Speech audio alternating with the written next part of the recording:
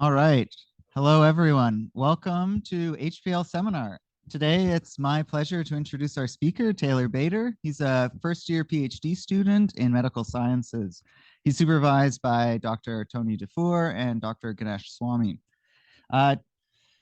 Taylor completed his master's degree in 2023 medical sciences as well at the University of Calgary, where he worked with Dr. Ganesh Swamy and then Dave Hart as well, where he spent his time characterizing the mechanical properties of scoliosis intervertebral discs. He's moved on in his PhD to now take a biological approach to this using proteomics with Tony Dufour to try to link the two kind of mechanical and the mechanical and the biological function together. But today he'll mostly be talking about the work from his master's degree. And then Trevor completed his bachelor's degree at Mount Royal University with Dr. Trevor Day, which some of you might know him. He studies blood flow modulation in the brain and basically different altitude conditions as far as that's the simplest. Outside of school, like probably most of us in Calgary, Taylor spends a lot of time outdoors, but he has managed to turn this desire, joy of the outdoors into a nonprofit that he manages where he pairs volunteers, children with physical limitations to individuals to help them enable them to play different sports. So today, Taylor will be giving us a talk titled, Can Differences in Mechanics of Degenerative Spondylolisthesis and Degenerative Scoliosis Intervertebral Discs be Explained by Altered Matrix Degradation? So I'll turn it over to him.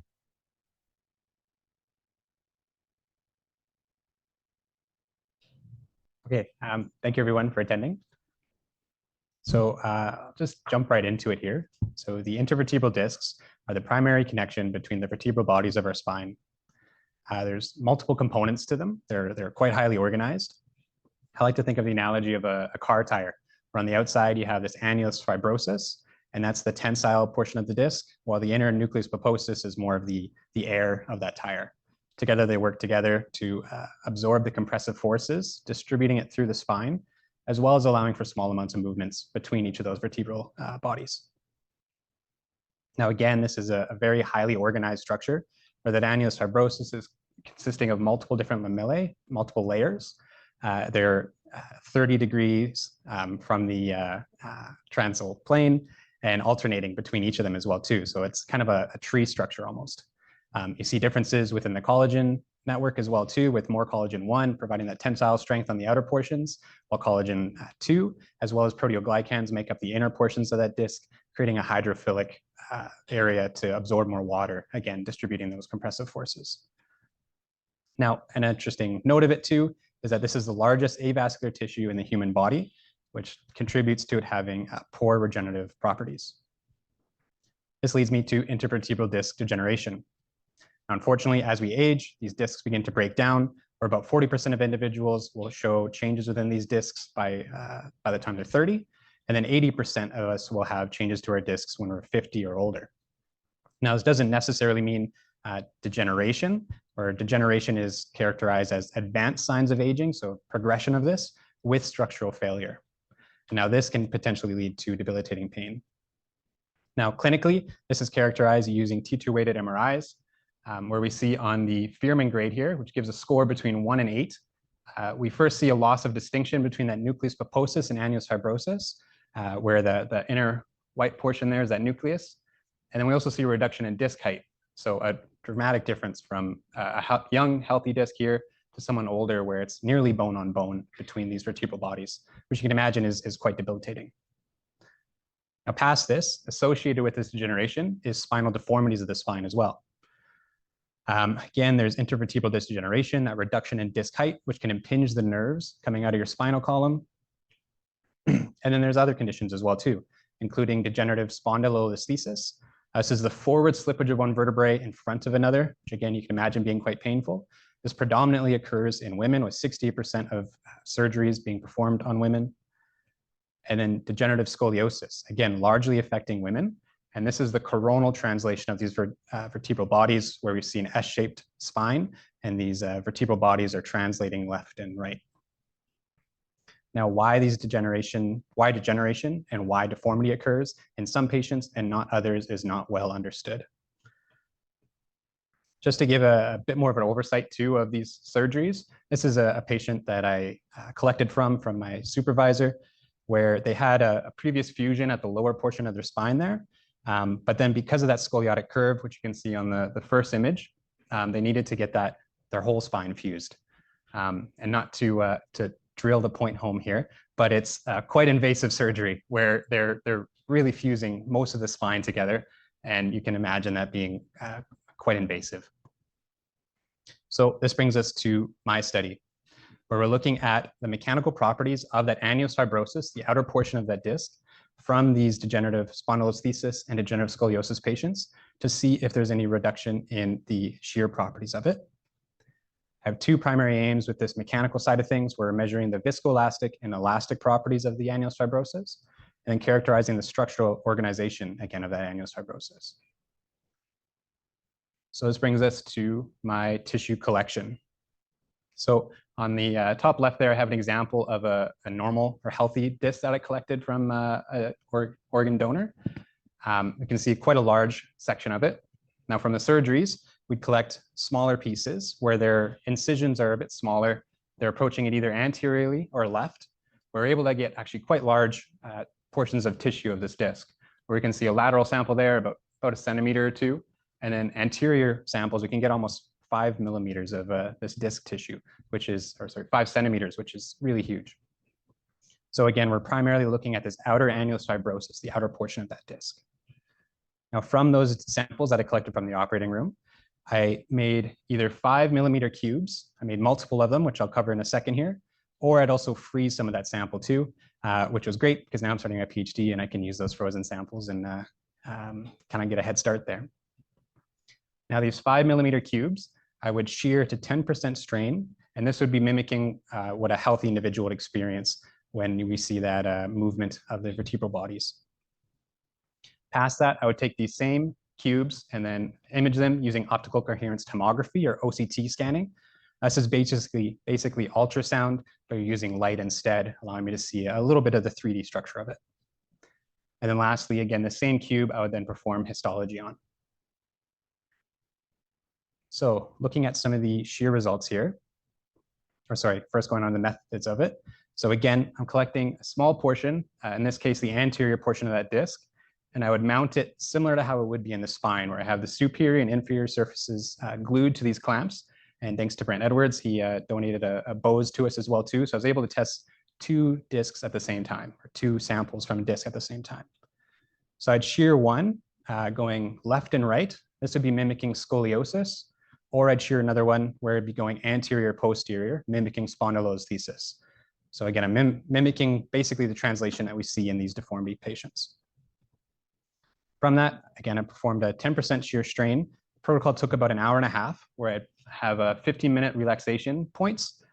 And at the most relaxed point, because of this viscoelastic properties of the disc, I would collect the most relaxed point. From that, we'd be looking at the stress strain curve, and the slope of those intervals would give me the shear modulus of this disc, or how stiff it is. So now looking at some of the results of that. In this cohort, we're looking at 7 normals. These are from healthy organ donors, 29 degenerative samples, 7 spondylolisthesis, and 14 degenerative scoliosis cases.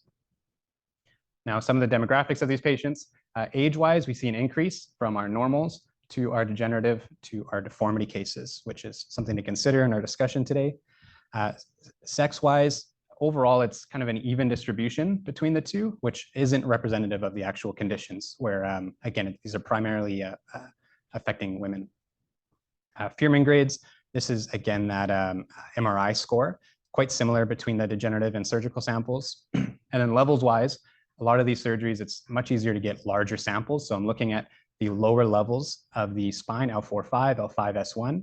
And this also allows me to look at the levels that aren't necessarily part of that curve, which is quite interesting. So I'm looking at the levels adjacent to that, where the curve primarily occurs. So some of the data. First, looking at the radial direction. Now, as expected, these results would be lower than the circumferential because we're not going with the collagen fibers, but again, kind of folding them, kind of a book page almost, where they're going in the opposite direction. So radial levels are much lower than circumferentially. We saw a significant increase in the normal samples in comparison to our degenerative as well as our deformity cases there. Similarly, we saw the same within our circumferential. This is going with the collagen fibers. And again, the normals were quite significantly stiffer than our degenerative and then our deformity cases.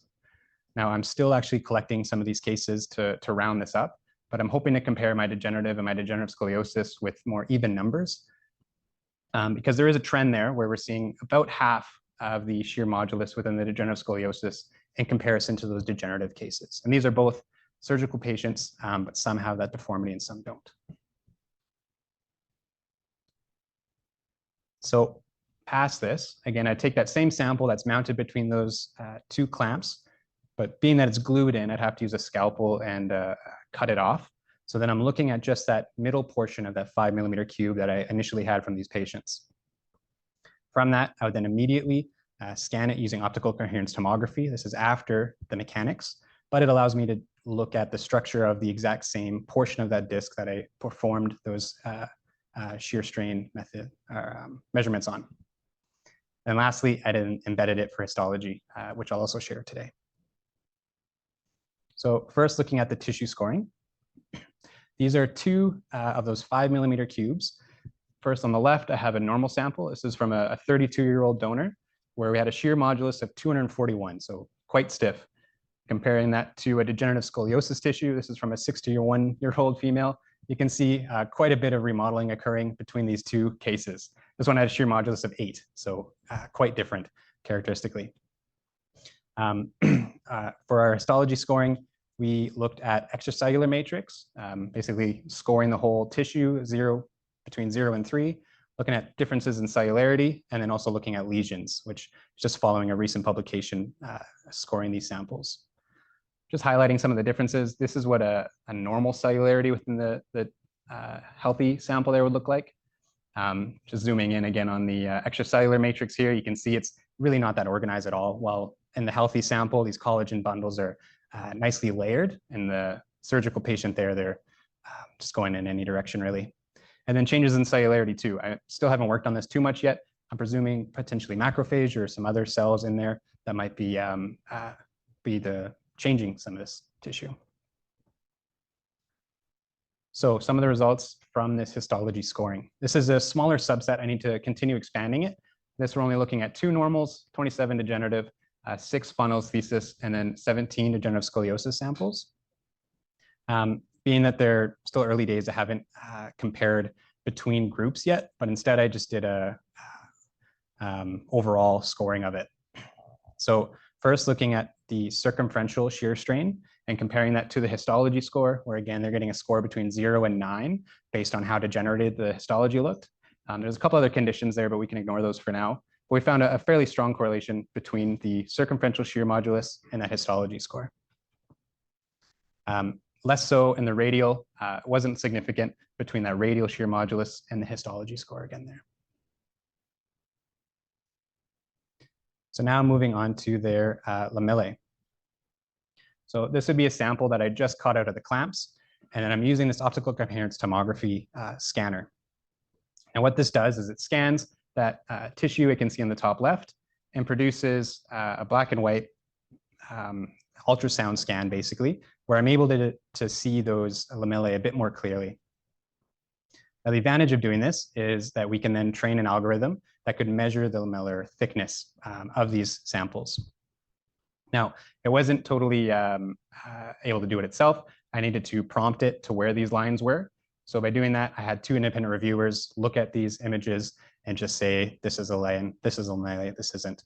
And that's kind of been the best approach I've had to it so far. Now, what this algorithm does is then it would be able to measure that entire lamellae and then give me an average across the entire width of it. So looking at some of these results, again, it's a smaller cohort. So I haven't really done comparisons between groups yet. But when looking at all the samples together, we actually found some really strong correlations there where the normal samples, and I've recently just done a few more and included them, and they're also following the same trend. We can kind of see a nice curve there where lamellar thickness over about 400 or so when you start to see a dramatic reduction in that circumferential shear modulus.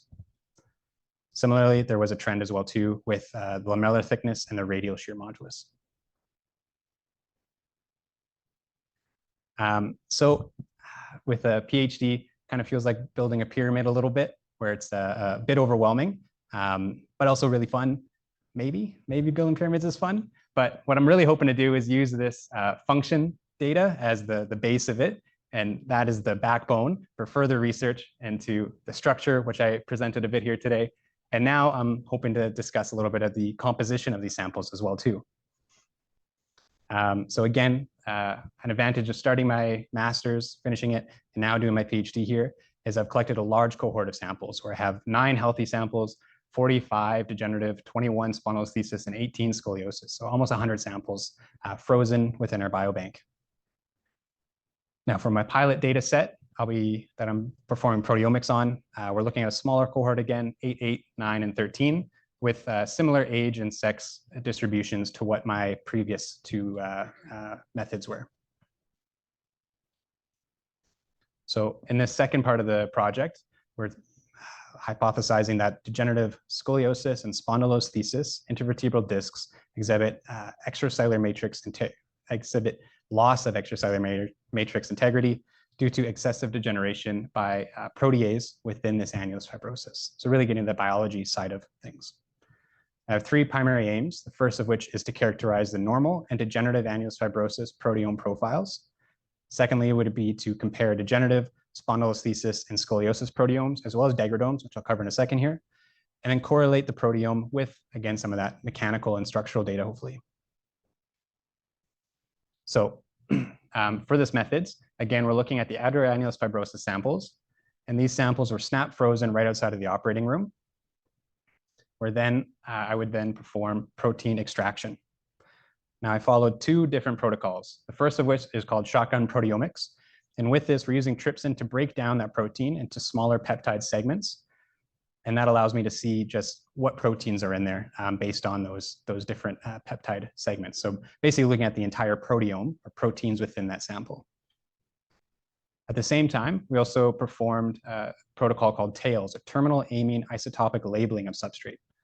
Now this one, before using that trypsin to break down those proteins into smaller peptides, we use a light label.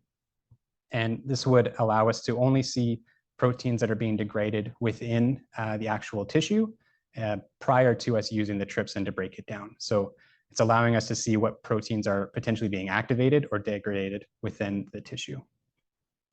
Now, both these samples are then run through LC-MS/MS, and then there's quite a few different methods that we can use to further analyze, which I'll share a couple today. So some of the results. We're pretty excited to have, with our pilot data set here, an upregulation of multiple different peptides, both within healthy patients as well as within degenerative samples. Now, on the left side, that volcano plot there, we can see a log 2 fold change, and then a cutoff of about 1.3 for the adjusted p-value, which is about 0.05. And from that, we had about 177 proteins that we're able to see that were different between our healthy and our degenerative samples. This is where it gets a bit tricky because in total, I had 1,230 different proteins that I could look at. So I'm kind of got my fisherman hat on and just looking at what I want to look at for now and find a direction to go from here. So first looking at the healthy samples there, we had an increase in SILP, collagen 2, collagen 11 in comparison to my degenerative and my degenerative scoliosis cases. Within the degenerative samples, we had increases in cathepsin B and D, as well as TIMP2, which mediates MMPs. So this is exciting because we might be seeing some protease that might be involved in the degradation of these samples. And then within our degenerative scoliosis cases, we had HRTA1, HRTA3, and MMP3. HRTA1, which I'll cover more in a second here, was again a really exciting hit, as this is again another protease that might be responsible for some of that degradation that we saw within that histology and mechanics data. Now, another pathway that we can look at is gene enrichment pathways. Again, this just gives me a ton of data to work with, which is great, but also a bit overwhelming. From this, though, there's a few that I wanted to highlight. The first of which would be when I'm comparing my degenerative and my degenerative scoliosis cases, I saw an upregulation within the proteins that are associated with axon guidance, so potentially more innervation within these discs of these older, but also scoliotic cases. Neurovascularization, so increases in blood vessels potentially within those patients. And then lastly, gonadotropin releasing hormone pathway, which I haven't covered too much here, and something I need to do more of is potential sex differences and why these conditions might affect women more than men. So lastly, my proteomics data. Again, we had quite a few really exciting hits, but I just wanted to cover a couple today. First of which being IL-2 and IL-7 receptors that were only found in our surgical samples and not in our healthy cases. And these have both been linked to increases in back pain as well as apoptosis within nucleus pulposus as well as annulus fibrosus cells. So those are just a couple avenues I could go. But currently, I'm spending the next few months here looking at high temperature requirement A serine protease 1 or HRT1. Now, this was found in all the samples, but by using the degradome, we're able to see what cut sites specifically were activated within each case. So it's potentially being activated within the surgical samples, despite being found in all of them. Now, this increase in HRT1 has been linked to increases in degeneration, where increases in HRT1 were found in a recent literature review here, increasing MMP1, 3, and 13, all leading to that extracellular matrix breakdown. Now, it's also, again, been linked to degrading the aggrecan, collagen, fibronectin, as well as sequestering TGF-beta and BMP. Now, lastly, it's also been linked to cleaving leucine and valine, which, again, this is early pilot data, but by looking at what it's cleaving, I might be able to see if it's being activated within these cases. And so I did just that. HRT1, again, it's potentially cleaving these peptide segments at leucine and valine. So when I was looking at my degenerative scoliosis cases, I could find segments that had cut sites at these leucine and valine, and they were dramatically increased within these cases, where it's a 6-fold, 15-fold increase within cadherin receptor 1 and obscurin. And then my primary focus was fibronectin, where we saw a large increase, 23-fold increase, 4-fold, 4-fold, at these specific cut sites that HRT1 might be responsible for. So to wrap things up, I'm pretty excited about this multimodality testing. Kind of feels like building a pyramid a little bit, where I'm able to use multiple different sample sets and put it all together. We found a trend of a reduction in shear modulus within these deformity samples, but I need to collect a few more before I think we have statistical significance. We have a function, structure, and proteome, again, of healthy, deformity, and degenerative intervertebral discs. For the degradome, there's a lot of work I can still do, but currently we're really excited about the HRT1 and if it's being activated within these samples, and then what substrates it's being cut by, it's cutting. And then lastly, for future directions, limited in my current analysis is comparing sexes, as well as also age. I mentioned earlier that this is age-related. And then lastly, correlating proteome and biomechanical stiffness and see if there's any relations there. And then lastly would be explore the degradome results. So a lot of validation is required. I've, again, got my fisherman hat on and I got some exciting finds, but a lot of validation is required still. So I'm going to be performing immunohistochemistry for HRT1. And then another thing we're looking at is performing enrichment and looking primarily at that extracellular matrix using these proteomics methods. So with that, I'd like to give a big thank you to all my supervisors, collaborators, and then fellow students as well too.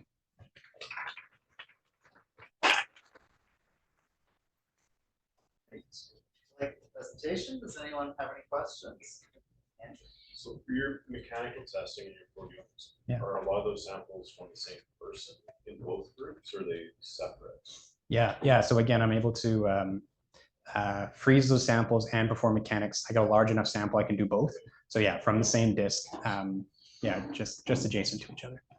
Yeah. Taylor, can you explain what optical computed tomography is? How does it work relative to this? Yeah.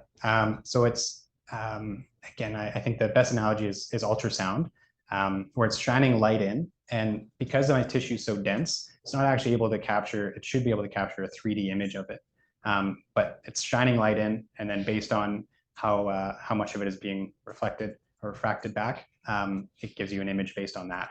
So with my samples, it's really only penetrating the sample about 1 millimeter or so, but it's allowing me to get that superficial surface of it, and hopefully look at a different structural components of it. Like lamellar orientation, so assume that if you measure it one way, it's just the same all the way down the sampler, or is it a curve? Or Yeah.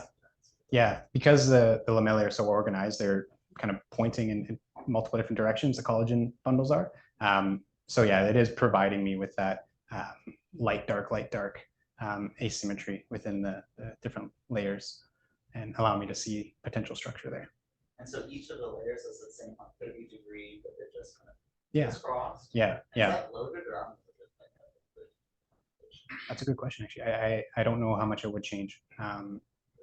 Yeah, because for my mechanics, I am loading them similar to how they would be in the spine, not identical. But for my OCT, yeah, they're unloaded. So that's something I should consider. Yeah. So then, yeah, mechanical testing, you apply a compressive load and then a shear load. Yeah. Yeah, exactly. Yeah. We have an online question. Go ahead, Matt. Okay, just quick radio check. Can you hear me? Yeah, thanks. Yeah. Sorry, I couldn't be there in person. Thanks for a very nice presentation, and I apologize. It's not my area, but I'm really interested in your topic in general. And my question was about these proteomic and degradone analysis that you did, where you're obviously seeing like different things are either turned on in those with the degenerative condition versus non. And I'm just wondering if you can comment on the degree to which mechanical factors or inflammation explain what the differences you're seeing, and how that plays into your understanding of like maybe what's triggering this in the patients who have the degenerative spines. Yeah, that's a great question. I think a large focus of my project moving forward there will be an inflammatory side of it. Again, I briefly covered IL-2, IL-7 there. Yeah, I saw that. But I think that will probably be a chapter all in itself in my thesis, where once you have that increased neovascularization, you have more blood vessels, you might have more of a immune response, where you do see an immune response within those nucleus pulposus cells once they are introduced to blood, basically. So there is an immune response that you do see there, where it is normally a vascular tissue. So as you can tell, it's still early days for me with that, but that will be a large portion of it, is seeing what inflammation is occurring, and if that is the large driver of it or more secondary.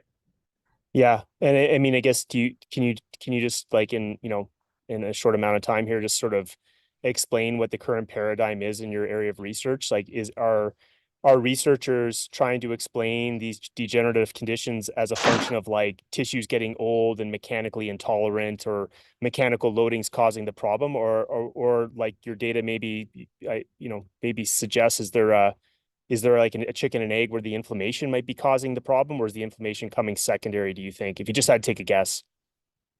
Yeah. Again, it's a really great question. I think so. There's multiple bits there.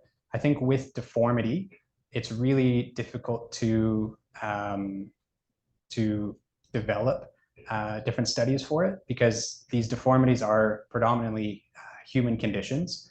So developing a mouse model to look at different pathways, there isn't much literature on that, because again, it primarily occurs in humans, and then to do it in an animal model is a bit, you're not doing it exactly as we see with these degenerative changes leading to scoliosis that we see in humans.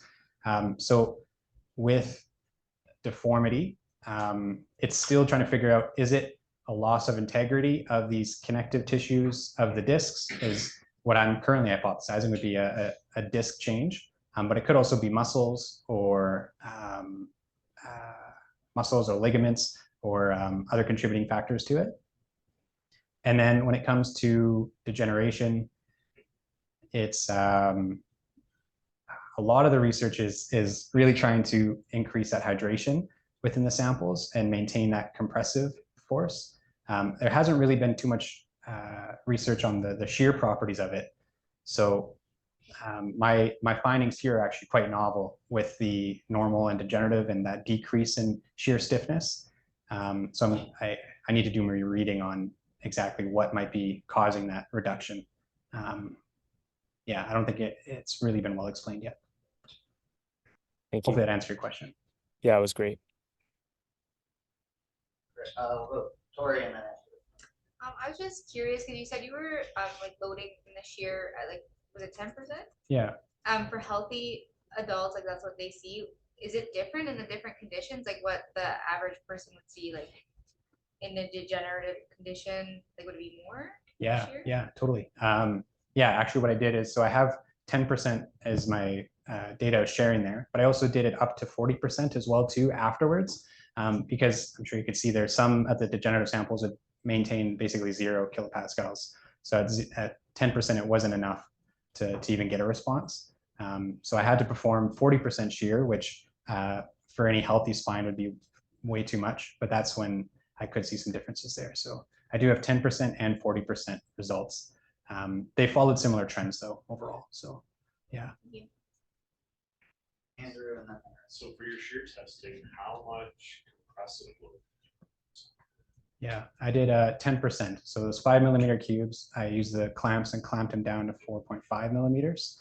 And 10% would be similar to what we see in the spine as well too. Did you do any type of testing to validate like how much compressive load that would actually be? No, I didn't actually. I think that would be, I'm working on the publication now actually, and I could see that, as well as I don't have them in tension as well too, where in the body these discs are, these multiple lamellae are overlapping and everything. So that lack of natural compression and tensile forces might be a limitation, but I think just seeing that trend between normal and degenerative might be enough. I don't know if compression would lead to greater or lesser differences there. It might be interesting. So, okay. Because like I'm assuming like the degenerated disc, it's probably going to compress a lot more. Right. And so if for your healthy tissue, yeah, that amount of compression is probably enough. Right. To replicate, but then for your unhealthy tissue, the amount of compressive load you put on it wouldn't it be the compressive load it actually would have experienced. Yeah. So then when you do your shear test, it might vary with the level of compressive load. That's a really good point. Yeah. Yeah. I think, yeah, I think I should do some validation there and see if shear results are different if I compress it by 5, 10 or 20% or something like that, or just try and validate if that does impact things. Just take your sample, just do a quick fraction and see what type of force you're seeing. Yeah. Yeah.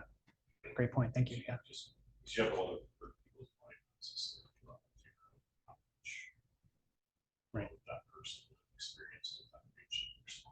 Yeah. Yeah. Very interesting. Yeah. Thank you. Especially after I saw the plan. Yeah. Now I should see the results. Right.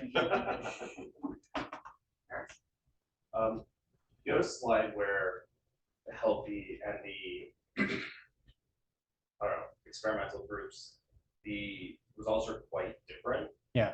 Would you expect the same differences or such a large gap when you match for age, sex, and physical activity level? That's a great point. So with age, yeah, I think trying to get a couple age match samples would be good. I do have in that cohort, most of them are about 30-year-old, about 30 to 35, but I do have a couple 50-year-olds. And so I do want to do an age match comparison there, but it'd be an N of 2 versus 2. But overall, those 50-year-olds were similar to the 30-year-olds, quite similar. When it comes to sex differences, I did look at mechanical differences between them, and I didn't find any differences there. So I need to explore that a bit more. And then when it comes to activity levels, that's a great question.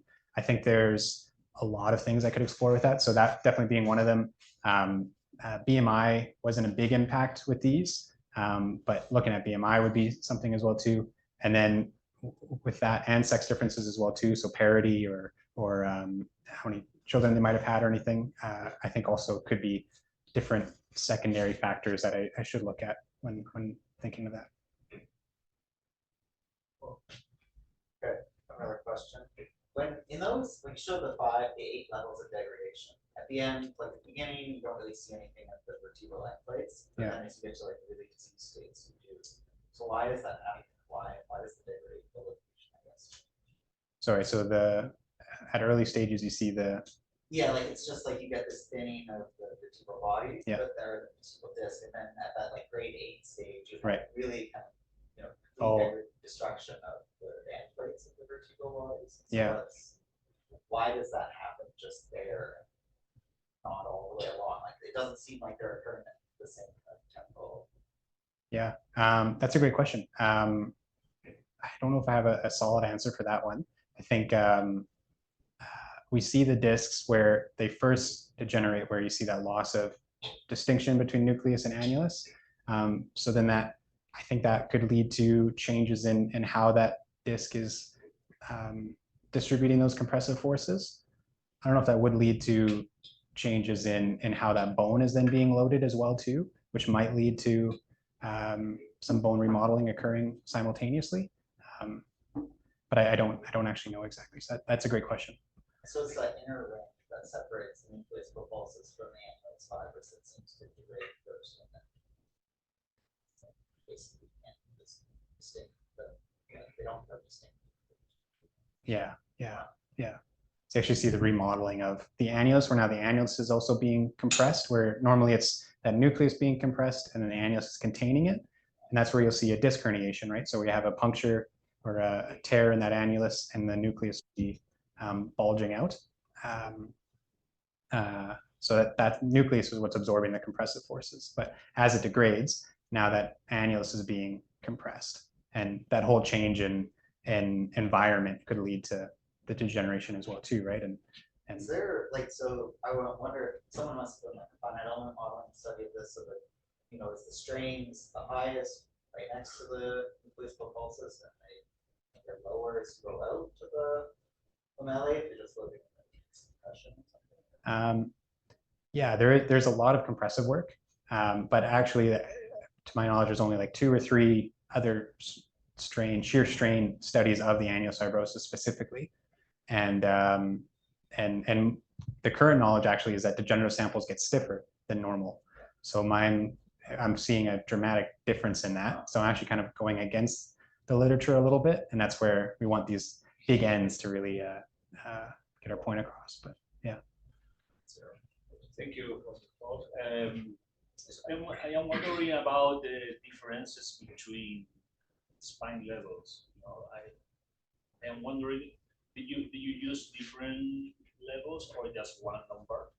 Yeah, primarily L4-5 and L5-S1, Yeah. so the 2 lower levels. So are you expecting to test differences? Because I am guessing that the load and the movement of the disc with your loading is different in different levels of the spine. So yeah, could you give us some theories about what will happen in that if it has an effect?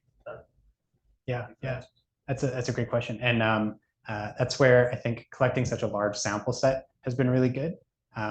For some of my degenerative samples, I was able to collect multiple levels, and my scoliosis cases too, but only a few cases. But within even one patient, I was able to see large differences where they have a Fearman grade, so how degenerated looked on the MRI, of 8, and then they'd have another level, which they'd also be removing just for that fusion, where it's a Fearman 4 or 5, where it looks much healthier on that MRI. And then those 2 samples, I'd see a large difference within that shear modulus between. So I'm able to test within patient, which is really great. When it comes to degenerative scoliosis, and then once you have those Fearman 8s, it's really hard to collect the tissues of those upper levels. So the L4-5, L5-S1, they can usually go from the anterior, and that allows me to get that very large disc.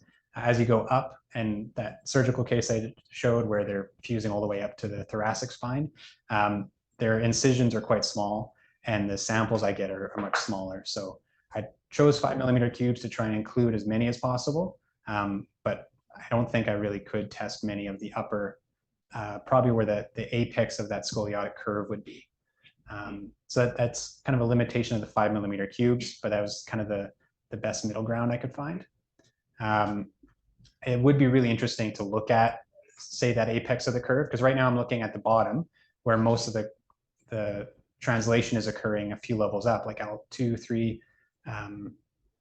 And so I'm actually looking at it more systematically and less at the actual translation, if that makes sense. So I think that would be really interesting to compare patients L1 through L5S1.